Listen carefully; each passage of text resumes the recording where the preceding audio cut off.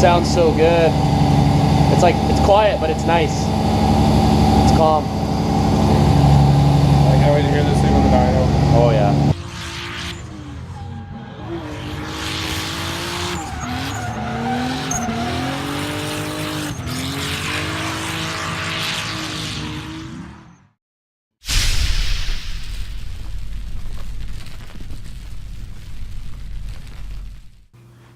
Hey guys, in today's video I'm going to be pulling my turbo off to inspect it a little bit, take a look at all the seals, the shaft, all that sort of stuff, check the gaskets. Also, if you guys follow me on Instagram, you may know that I've been lucky enough to work with Sublime Surfacing this off-season.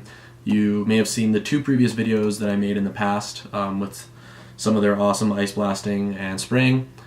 Well, they are helping me out this season with getting my engine bay dry ice blasted in preparation for paint. So in the next video you are going to see that. At the end of this video I'm also going to be getting my wiring harness out of my engine bay. I'll just kind of show you guys a little update on that. Before I get on with the video, I wanted to actually talk about some things that have helped me along the way with this build. I know a lot of the people that are watching this channel may also be building cars of their own, so I wanted to share something from my own experience that's really helped me stay on track with my build.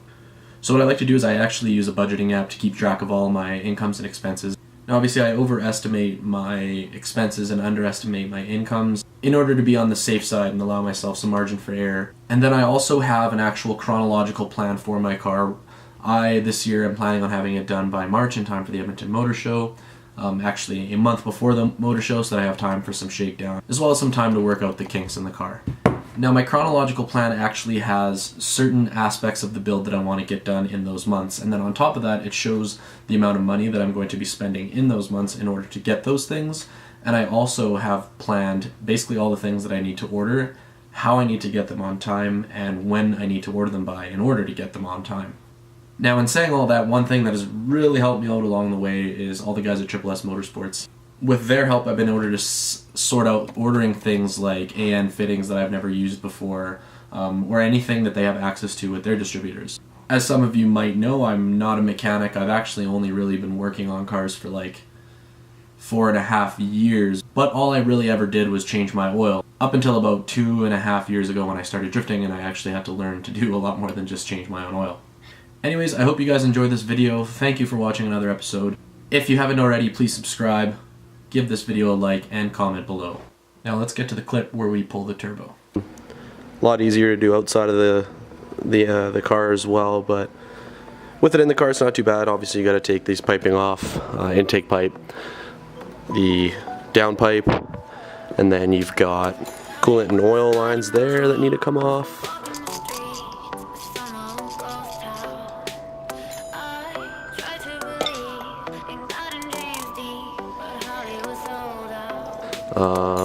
Unclip your O2, then this little feed at the back, and then you've got 8 nuts on studs.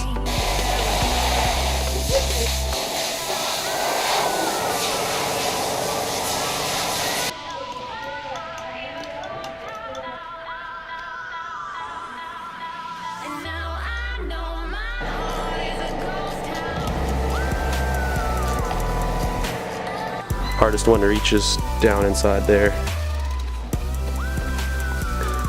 And don't forget about your drain.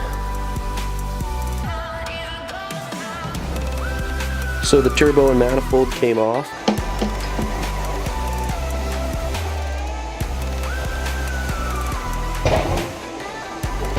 And in doing so, I made a bit of a discovery.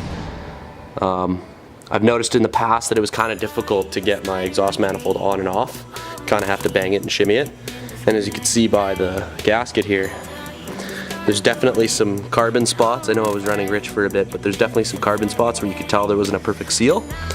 So we took a straight edge to the manifold and it is definitely warped. So I'm going to pull it all apart and then put it on a belt sander, get a nice even surface. I also kind of wire wheeled that surface a little bit as well, so that we can get a good mounting for next time.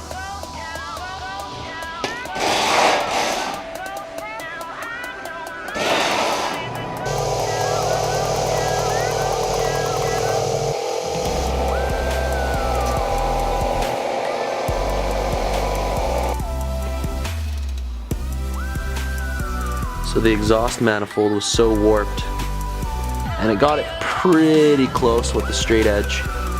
And then just to kind of finally get it to match up, just kind of threaded it on the block, tightened it down. Did it in reverse order because the outsides, I guess the middle had a high spot, meaning that the outsides weren't sealing too well. So threaded the outsides on first, and then just kind of tightened it all down, took it back off, and now with the straight edge, it's like almost perfect. So should seal up nice with the gasket. Alright, so we obviously pulled the turbo off for purpose of inspection, and in doing so found that the coolant feed hardline was kinked and cracked pretty good. So in order to replace it, we went ahead and we're going to convert to an AN kind of fitting.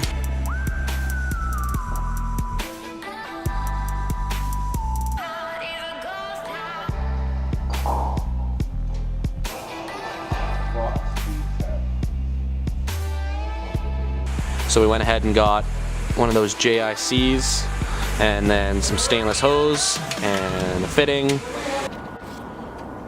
Alright, so I've got the bay quite a bit emptied out now. Wiring harness is out, fuse boxes are all out. You can see the wiring harness just chilling there in an absolute mess. Gonna take the opportunity to actually probably clean it up a bit. Got some oil on it in the fuse box area from blow-by and stuff. Yeah, I got the engine bay all cleaned up. Well, you know, rid of all the stuff that's in the way so that we can go ahead and get this blasted at Sublime Surfacing. So. 'Cause you lied, you're so good at it, and you lied, because you lied, that you threw with him, and you lied.